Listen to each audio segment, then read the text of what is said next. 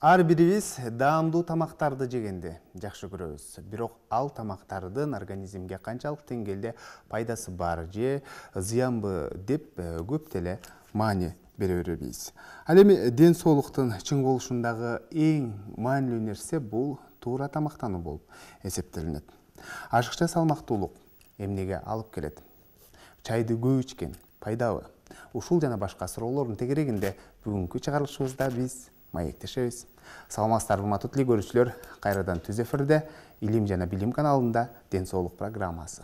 Демек, жогоруда маалым болгондой, бүгүн биз 40 мүнөт бою дал мына ушул туура тамактануу жөнүндө маектешебиз.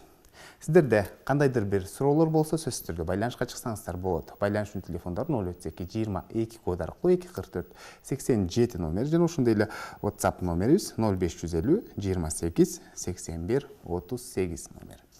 Анда студиянын кадырлуу конокторун мен сиздерге тааныштырып өтсөм.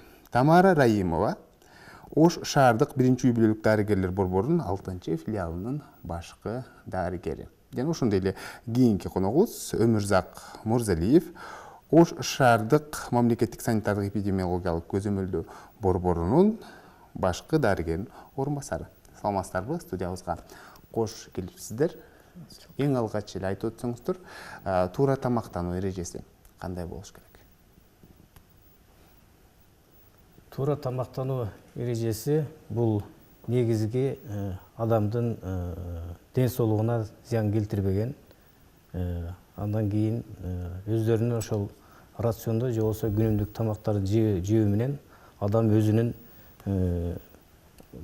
клеткаларындагы жаңырып турган курулуш материалдары болгон, өзүңүздөр билесиздер, белоктор, майлар, углеводдор, витаминдер, минералдык туздар, булардын баардыгы ошол тамак аш аркылуу организмде күнүгө кеткен эмелерин калыбына келтирип отурат.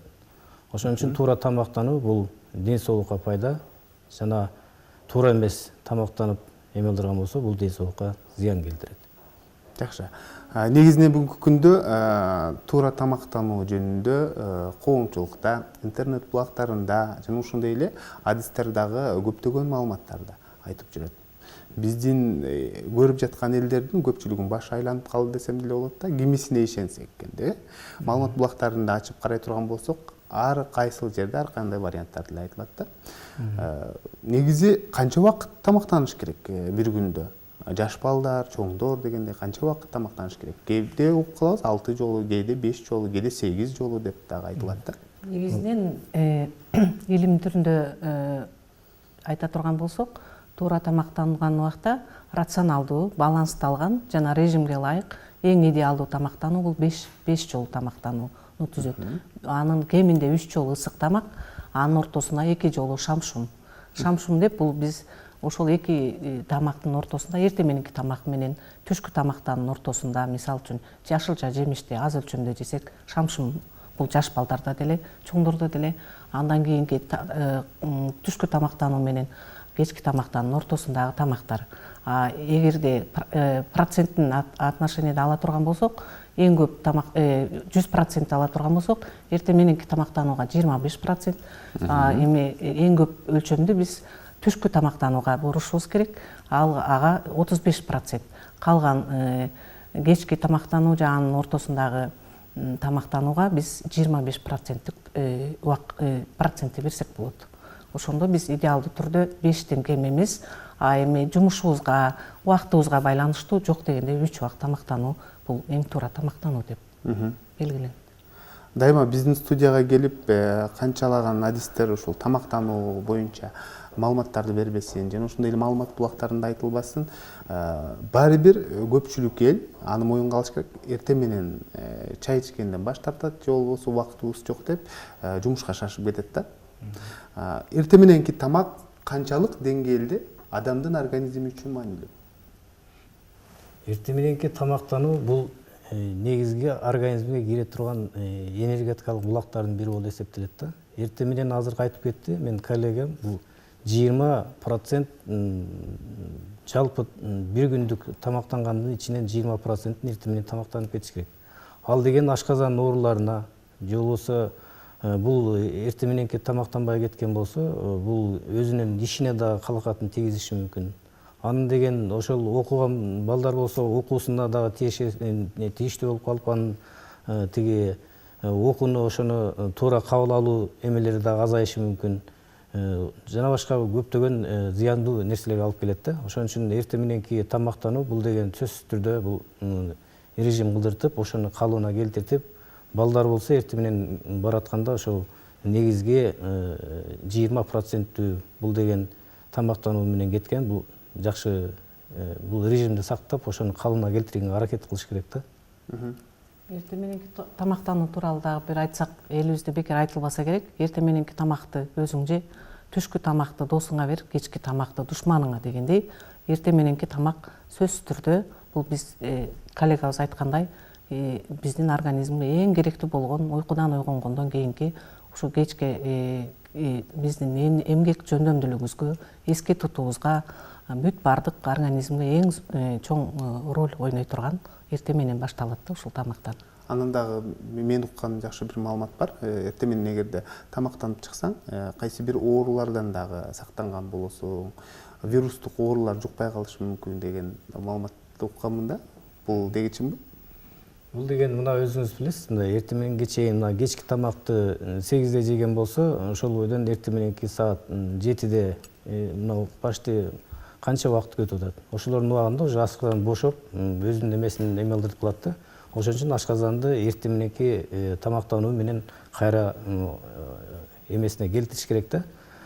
Себеби ал деген ашказан биз каалабасак барып бөлүнүп, ошол жерден соктор эмеси чыгып турат да. Ошону если ошону деген дайыма ошондой режимди бузуп эмелдирген болсок, ал деген ашказандын ооруларын алып келиши мүмкүн да. Бул деген гастрит оорусу же болсо андан да күчөп көпкө чейин эме кылган болсо, жарасын, ашказандын жарасын пайда кылганга чейин алып келиши мүмкүн да. Ошон үчүн бул эртең мененки тамак бул сөзсүз түрдө керектүү тамак. Андан кийин ошо эртең менен эме алдырганда тамактын алдында жана муздак мындай газдалбаган сууну ичип, бир стакан суу ичип, андан кийин калган рациондорду эме алдырса болот тамактан.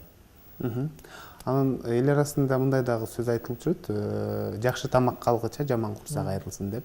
Анан биз жакшы тамак болсо сөзсүз түрдө ашыкчасы менен жейбиз да. Мына ушул кандай тамактаныш керек? Өтө тоюп алыш керекпи, же болбосо тойбос жеш керекпи? Ушул боюнча да айтып берсеңиздер.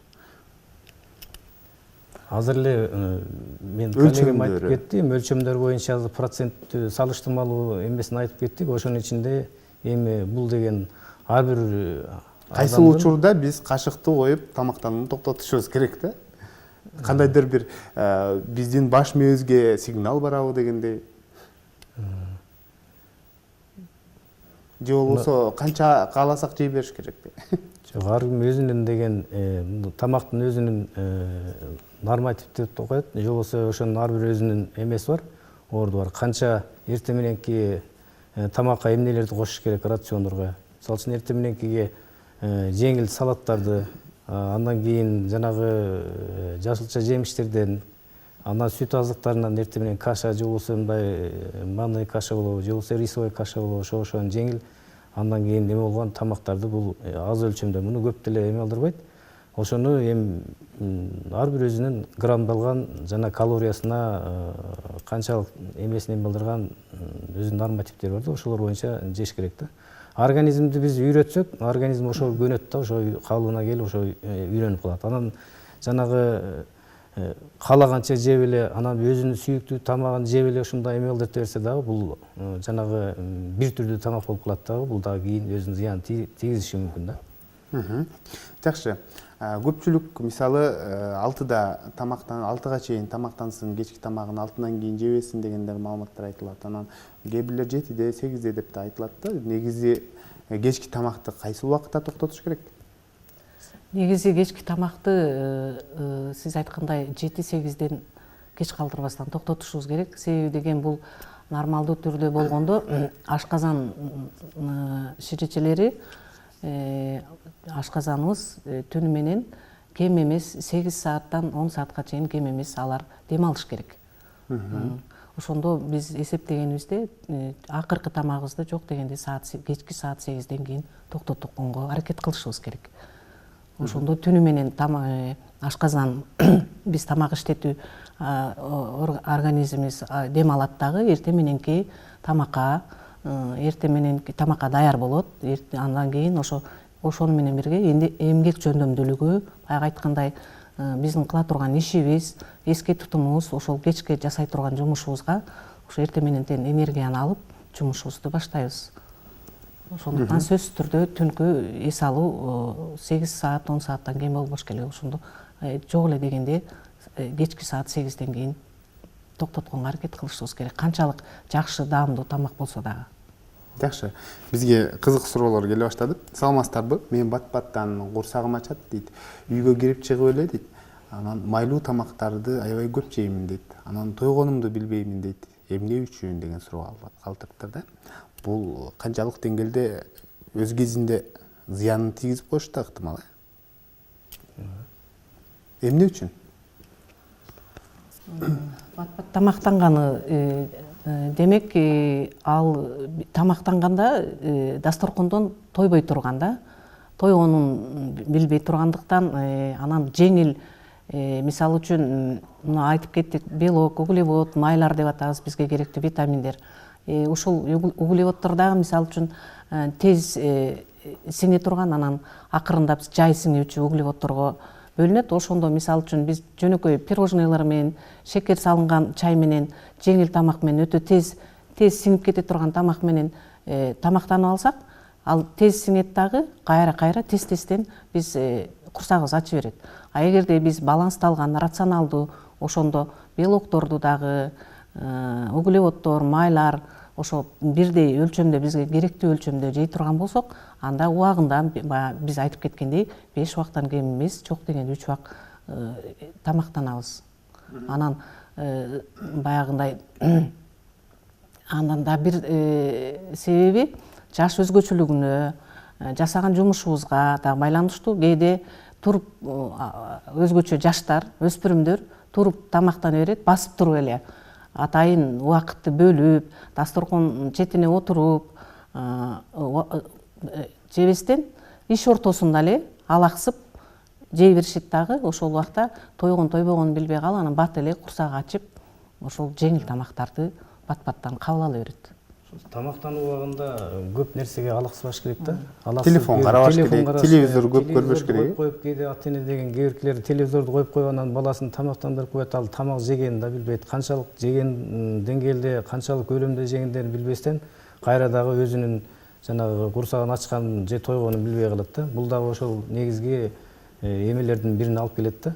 Азыр сиз айтып кеткен мынага мен кошумчалап айткым келип атат. Өзү дагы билбей мына майды бат-баттан жеп эме кылдырып атат дейт. Эми ал деген кээде ошо өзүнүн отуруп, ошон үчүн жана айтып атат да, бизде барга эртең мененки, түшкү, андан кечки тамак, андан ортосундагы тамактанганда ошол убакыт сааттарды бөлүп ошол убакта отуруп, андан тамактанып, тамактанып атат экенмин. Тамактоо дагы өзүнчө бир психологиялык эме да. Тамактанганын көргөнүн жеп, андан кийин ошол убакта туруп кетсе, кийинки убактарда кийинки эмеге жебегенге аракет кылыш керек да. Анан ошол эми бул жерден бардыгы эле ошол воспитание дейт, же болсо ошо организмди үйрөтүү жолдоруна биз ошол мына азыр айтып аткандай, мына биздин телекөрүүчүлөрдүн берген суроосунда дагы өзү ошол убакыттын баардыгын бузган, ошол эле убакта ошол мисалы үчүн майды жеп жегендердин май жегиси келип эме кылдыртып тез жеп турат дейт. Ал деген акыры аягы келип туруп, ал да зыяндуулугун тийгизиши мүмкүн да. Ал деген ожирениеге алып келиши мүмкүн, же болбосо башка бир ооруларга чалдыгып калышы мүмкүн да. Ошон үчүн мен айтып кетет элем, ошол өзүнүн убагында жегенге аракет кылып, андан кийин ошо өзүнүн калыбына келтиргенге, ошол режимге көнгөнгө кичине үйрөтүш керек да организмди. Ошондо баардыгы ордуна келет акырындап. Кийинки суроо: саламатсыздарбы? Таттуу жегенимде жана ошондой эле майлуу жегенимде бетиме бир нерселер чыгат дейт. Анан ашказаным дагы ачышып ооруйт дейт. Эмне үчүн? Эми бул деген таттуу нерседен өзүңүздөр билесиздер, могу эми жаш балдардын эмесинде диатез деп коет. Бул деген таттуу ошо көп нерсени жеп, мына мисалы үчүн айрыкча балдардын эмесинде бул деген диатез деп беттерине бүт сепкилеме сыяктуу чыгып кетет. Андан кийин ал болушу мүмкүн. Экинчиден ошол таттуу нерселерге аллергияга жакыныраак организм ошондой бир аллергический эмеси болушу мүмкүн да, эмелери.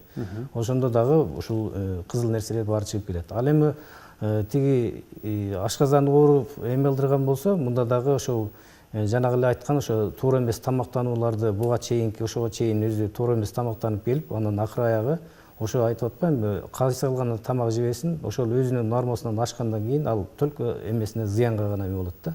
Ошонун зыяндуулугунун таасиринин астында ошол мурунку пайда болуп калган оорусу кайрадан ошол башталып тынчсыздандырып коюшу мүмкүн да. Жакшы, урматтуу коноктор, биз маегибизге бир аз тыныгуу жасайбыз. Ардактуу көрүүчүлөр, келечектегилер, сиздер үчүн өзгөчө пайдалуу сюжет, жалпыбыз көңүл бурайлык. Кыргызстан мээримдүү адамдар жашаган кооз өлкө. Бойдун кичине болушу Кыргызстанда да орун алган ааламдык көйгөй. Бойдун кыскалыгы аныкталышы өтө кыйын болгон өнөкөт жетишсиз тамактануунун жыйынтыгы. Кыргызстанда ар бир 5-чи бала жетиштүү тамактанбайт. Бул биздин өлкөнүн ар бир бурчундагы жетишсиз дагы, ошондой эле жетиштүү дагы жашаган үй бүлөлөрдө болуп жатат. Бойдун кичине болушу баланын нормалдуу өсүү өнүгүүсүнө тоскоол болот.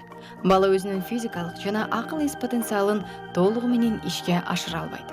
Бойдун өспөй калышына өз учурунда көрүлгөн иш-аракеттер аркылуу ал көйгөйгө бөгөт кое ала тургандыгыбыз жагымдуу жаңылык болуп саналат. Саламаттыкты сактоо министрлиги аялдарга жана балдарга алардын өмүрүндөгү эң маанилүү мезгил ичинде колдоо үчүн 1000 күндөгү мүмкүнчүлүктөр терезеси аттуу мамилесин пайдаланат. 1000 күн буйгу бүткөн учурдан тарта төрөгөнгө чейин, төрөлгөндөн тарта бала 2 жашка чыкканга чейин мезгилди камтыйт. Кош бойлуу учурда аял жашылча жемиштерди, ошондой эле майсыз эт, жумуртка жана балыкты көбүрөөк жеши керек. Эне менен баланын саламаттыгы үчүн эне күн сайын медициналык кызматкерлер тарабынан акысыз бериле турган темир кантылган таблеткаларды ичүүсү зарыл. Төрөлгөн учурдан баштап 6 айга чейин баланы бир гана эмчек сүтү менен багуу керек. Эмчек сүтү менен гана багуу балага эмчек сүтүнөн башка эч нерсе берүүгө болбой тургандыгын билдирет. Ал гана эмес, суу берүүгө да болбойт. 6 айдан баштап эмчек эмизүүнү уланткыла жана кошумча тамак киргизгиле. 6 айдан баштап 2 жашка чейинки мезгил баланын акыл эс жана физикалык өнүгүүсү үчүн абдан маанилүү.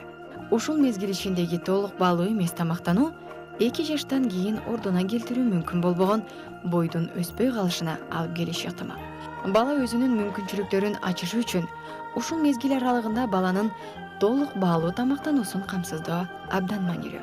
Балага бир күндүн ичинде жетишерлик көлөмдөгү тамак берүү абдан маанилүү. Баланы тез-тезден жана кичине өлүштөр менен тамактандыргыла. Организм азыктар менен биргеликте зарыл болгон аш болумдуу заттар, А жана С витамини, темир жана цинк алып турушу үчүн эненин дагы, баланын дагы тамактануу рациону түрлүү болууга жана күн сайын ар кандай азыктарды камтууга тийиш. Бул баланын дене бой жана акыл эс жактан өнүгүүсүнө көмөктөшөт.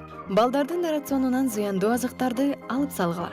Ошондой эле туздуу, майлуу жана таттуу тамактардан чектегиле. Туура тамактануу көп тамак жегенди билдирбейт. Туура тамактануу тең салмактанган рационду түшүндүрөт. 1000 күн баланын дене бой жана акыл эс жактан өнүгүүсү үчүн абдан маанилүү мезгил. 1000 күн ичиндеги туура эмес тамактануу өмүр бою ордуна келгис кесепеттерге, физикалык кемчиликтерге, ден соолуктагы көйгөйлөргө жана ашыкча салмак алып келиши ыктымал.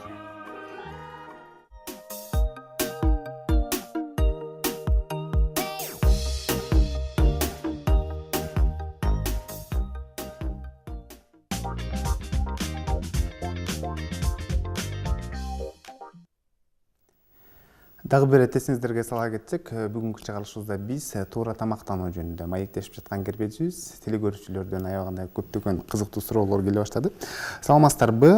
Мен ар дайым эртең менен 1 стакан кайнак сууга дейт, бал салып ичип алам дейт. Мындай кылганыма 2 ай болду.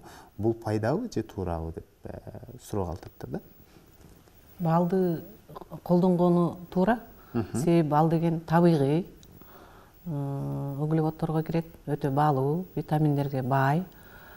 Бирок деген бул дагы эгерде белокторду мына сүт тамактарын эртең менен акшактан жасалган сүт тамактарды, кашаларды жебесе, анда бир беткей болуп калат, бир эле балды колдоно турган болсо.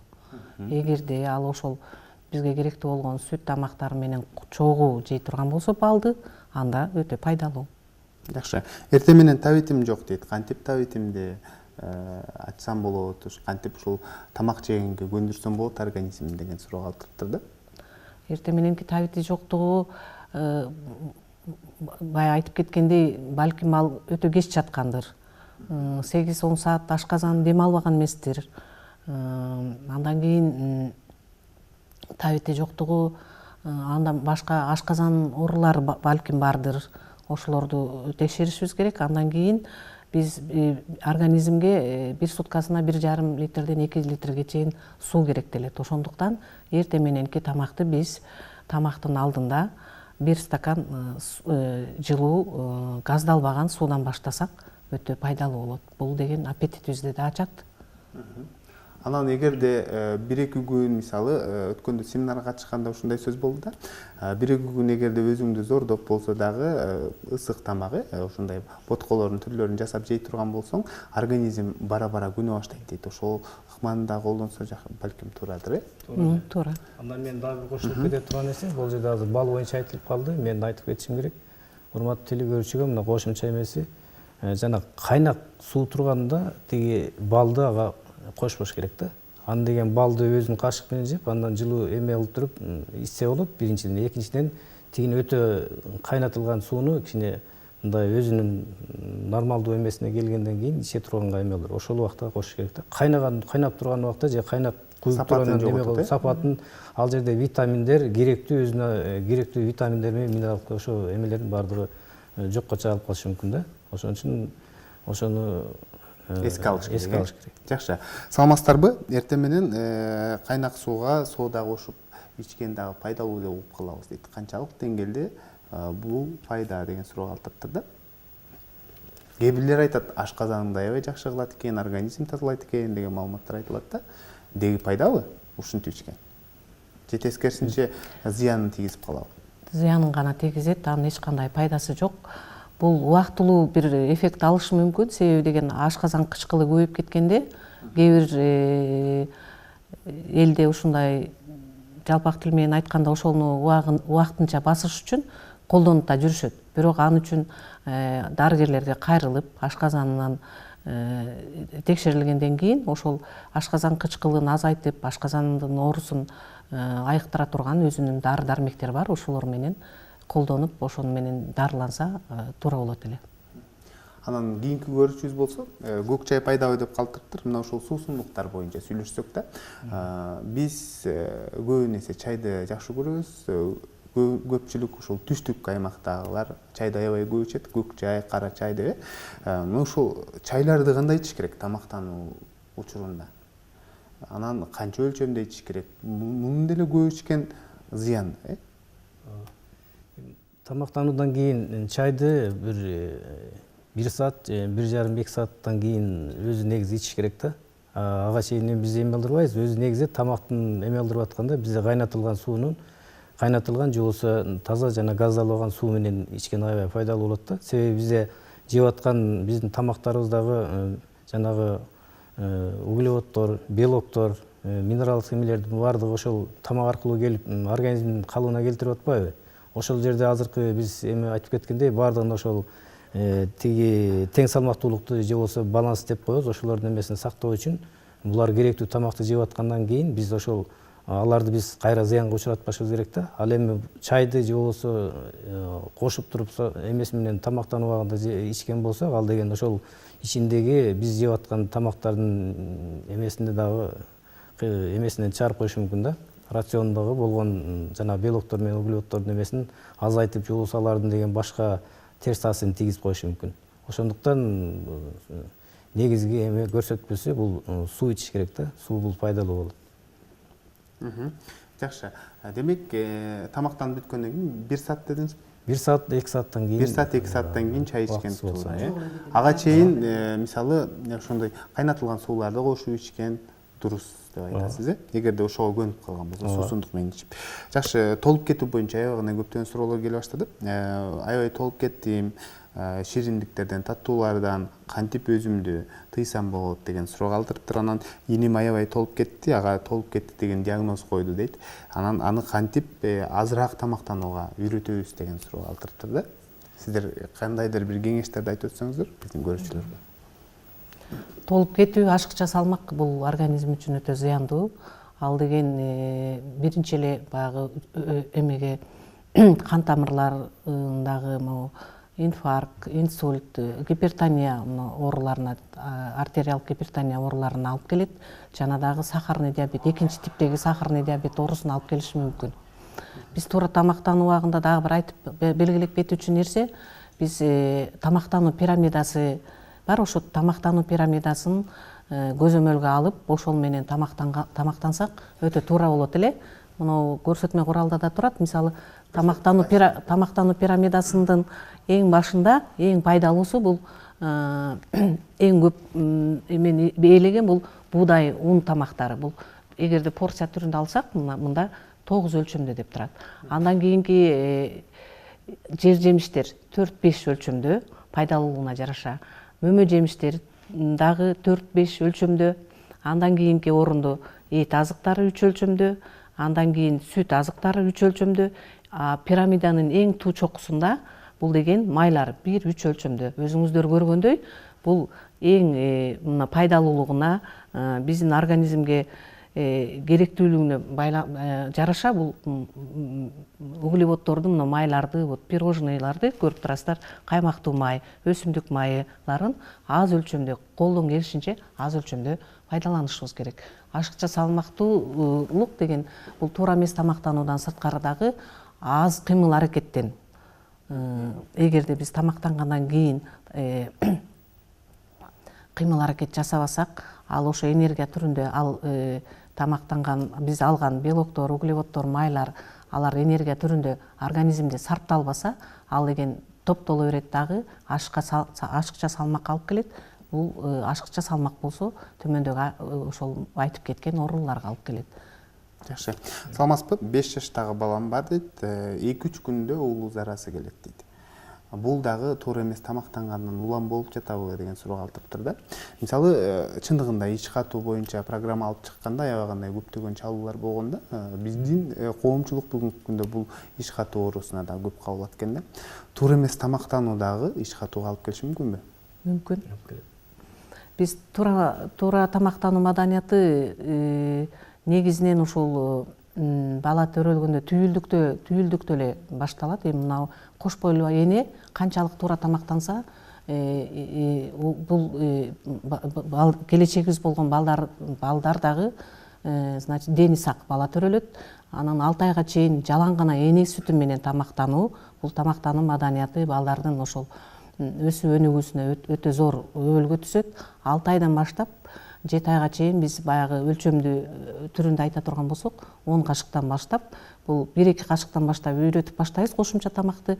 Ал деген 7 айга чейин 10 кашыкты түзөт. Бул 150 мл. Анан айына жараша, жашына жараша бул көбөйүп барат. Ошол 7 айлыгында мисалы үчүн 12 кашыкты, 9-11 айында 15 кашыкты, 1 жаштан 2 жашка чейин 20 кашыкты түзөт. Чоң кашыкта тамак, ар түрдүү тамактарды 3 жолудан кем эмес 2 жолу шамшым кылып беребиз. А сиз айткан ошо ич катуудагы демек бул аз өлчөмдө берилиши мүмкүн, же ошол балага керектүү жашылча жемиштер аз болуп, бир беткей тамактанып калышы мүмкүн. Балким ал углеводдорду көп жеп аткандыр, пирожный баягы шириндиктерди көп берилип аткандыр, же болбосо акыркы убактарда көбүгө мына трансжирлер деп коебуз, синтетикалык түрдө алынган майлардан жасалган фастфудтар, чипсы, газдалган кока-кола суулары, ошолор менен тамактанган балдардын дагы ич катуу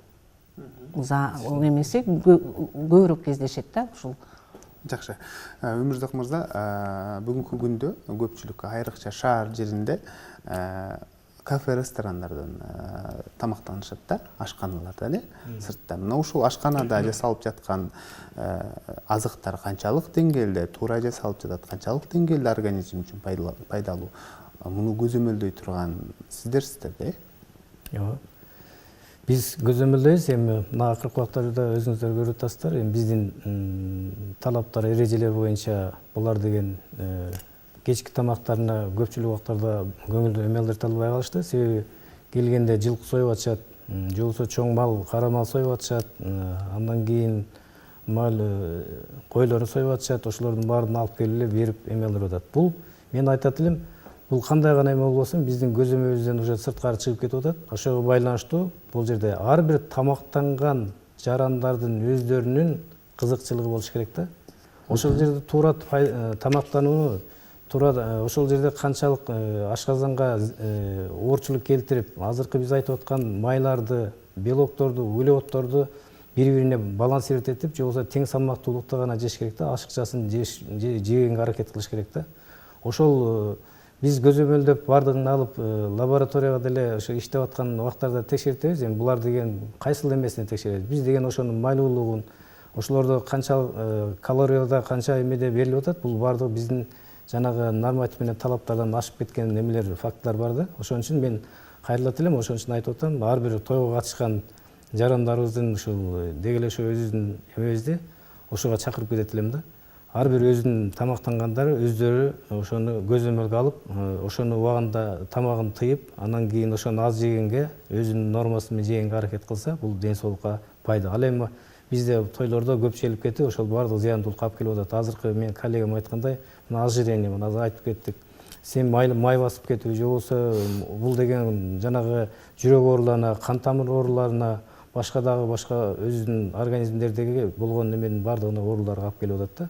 Ошого байланыштуу ушул бизде көзөмөл дагы жасалып атат, бирок ошол эле убакта ушул тамактанып, ошо тойлорго катышкан биздин жарандардан суранып келет элем ошолорду. Өздөрү көзөмөлгө алса өздөрүнүн тамагын.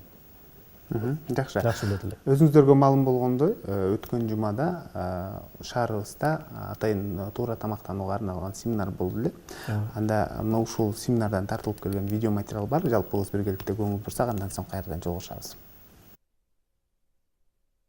Күнүнө адистердин сунушу боюнча эң ылдыйкы ошол эки деңгэл, эки катмар бул углеводторго бай азыктар. Туура тамактануу ден соолук булагы. Оорулардын алдын алуунун эң жөнөкөй жолу бул туура тамактануу деген теманын алкагында Ош шаарында семинар болуп өттү.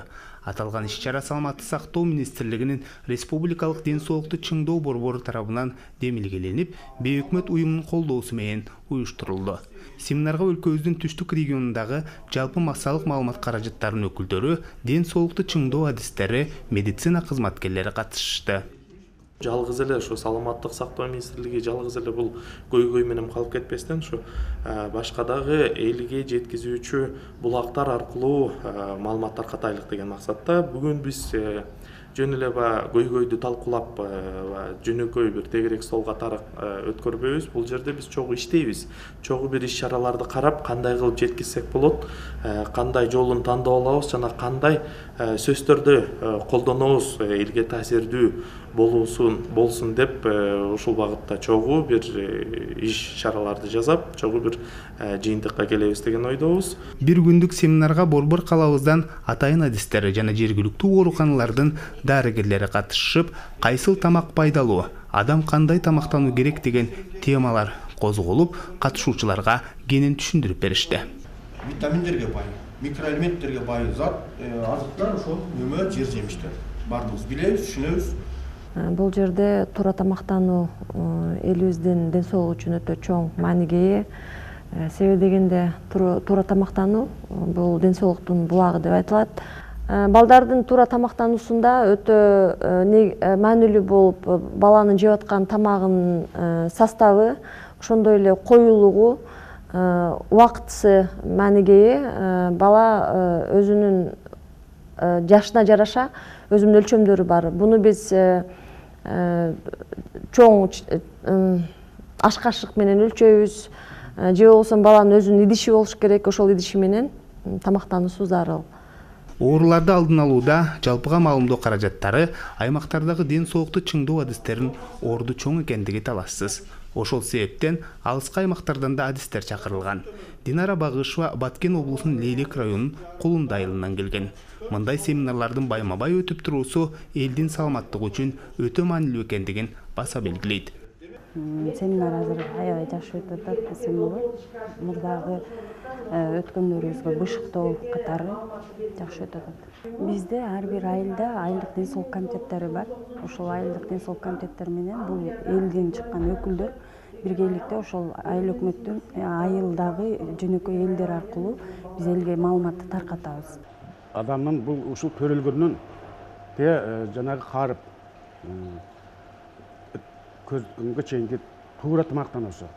Туура тамактануу бул адамдын руханий байлыгы деп айтпасак дагы, руханий байлыгынын башка нерселерден бул туура жашоого, сергектикке, ошондон менен тамак менен акыл эсти жөнгө келтирүүгө, иммунитетти көтөрүүгө, ошондой эле көңүл ачууга, ишке болгон жөндөмдүүлүктү арттырууга болгон неме менен жакшы болуп жатат. Мен аябай жакты бул. Ар бирибиз өзүбүздүн келечек муунун саламаттыгын ойлоп, дени сак өлкө курууну кааласак, бүгүндөн баштап ойлонушубуз зарыл. Туура тамактануу сиздин саламаттыгыңыз.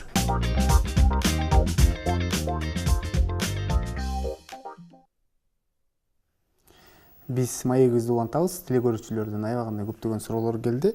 Анда мен берсем, саламатсыздарбы? Ашказаным ооруйт дейт, крион дарысын көп ичем дейт. Бул дарынын көп ичкен зыянбы? Анан буга алмаштырып башка кандай дарыны сунуштайсыздар деген суроо калтырыптыр биздин көрүүчүбүз. Бардык эле дарылар көп ичкенде зыян, бир эле крион эмес. Крион иче турган болсоңуз, анда сиз майлуу тамактарды көп колдоносуз дагы, кыймыл аракетиңиз аз болсо керек. Ошондуктан тамакты жакшы сиңире албастан ошол дарынын ичип атасыз деп ойлойм. Ошондуктан сиз туура тамактанып, рационалдуу, убагында тамактанган, балансталган тамактанууга аракет кылыңыз дагы. Ошол ашказаныңызды, өтүңүздү бүт дарыгердин көзөмөлүнөн өтүңүз дагы. Ошону аныктагандан кийин, дартыңызды аныктагандан кийин кошумча специалисттерден кеңеш алып туруп, андан ары ошол ичсеңиз болот да, анан өзүңүз билгендей кылып эле көп иче берсеңиз организмге зыян алып. Жакшы. Соңку суроолордун бири, консерваланган азыктарды биз көп колдонобуз да, канчалык деңгээлде анын пайдасы бар? Мисалы, салаттарды, ошол эле жана ушундай эле кыямдарды жабабыз, компот ичебиз дегенде мунун пайдасы барбы деген? Буларды биз мына өзүңүздөр билесиздер, булардын пайдасы бар болгон үчүн бардыгы консервациялап, бардыгы кышка даярдык кышында болбой калат, жайкы мезгилде, күзгү мезгилде болгондо бардыгын булар алып калгысы келет. Ошонун ичинде мына витаминдер, пайдалуу азык заттардын баарын алып калганга эме болуп атат. Бирок ошол эле учурда ошону кандай кылып тамактаныш керек? Туура консервациялаш керек ошону, туура даярдаш керек ошону. Ар бирөө туура сакташ керек. Андан кийин туура ошолорду эле тамактаныш керек да. Анан ошолордун ичинде туура эмес ошо даярдалуулардын негизинде кийин улануулар пайда болуп калып атат да. Ошон үчүн буларды ошо консервациялоо дагы бул өзүнчө бир техникасын, же болбосо өзүнүн ошол эме талап режимдерин баардыгын сакташ керек да. Анчын сактап, ошолордун баардыгын эме кылдыртып, колдон келсе, мен айтат элем, санитардык врач катары, колдон келсе буларды ошо жасалган заводдордо же болбосо жана эмеде жасап чыгарган нерсени гана алыш керек да, даярын. Өздөрү жасаганга эме кылдырыш керек да, өздөрү жасаган бул кооптуу болуп эсептелет да. Көпчүлүк учурларда улануулар булар өздөрү жасаган ошол консервацияланган эмелерден болуп калып атат. Ошон үчүн тиги эмеден даяр келген нерселерди алгаса, бул жакшы болот эле. Жакшы, жашылча жер жемиштерди эт менен жеген жакшы, тамак менен жеген жакшы деп айттыңыздар да. Ал эми мөбө жемиштерди кайсы убакытта жеш керек? Тамактанып бүткөндөн кийин жеш керекпи же тамактануунун алдынан жеш керекпи, кандай? Тамактануунун алдынан жесе пайдасы көбүрөөк болот жашылча жемиштерди. Тамактануунун алдында. Жакшы. 1 жаштагы балам банан көп жейт, зыян эмеспи деген суроо калтырыптыр. Кыскача, соңку суроо. Зыян эмес. Бананда өтө көп микроэлементтер, витаминдер, баланын өсүүсүнө керектүү заттар бар.